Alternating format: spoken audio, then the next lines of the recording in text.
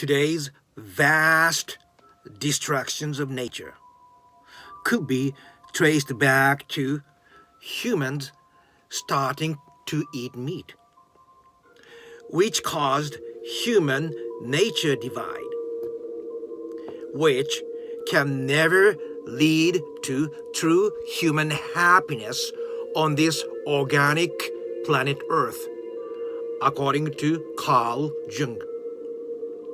As a social pathologist, I'm now starting to suspect the forbidden fruit Adam and Eve ate indeed could have been animal flesh, which is now causing us to lose this beautiful miracle planet as our real paradise lost.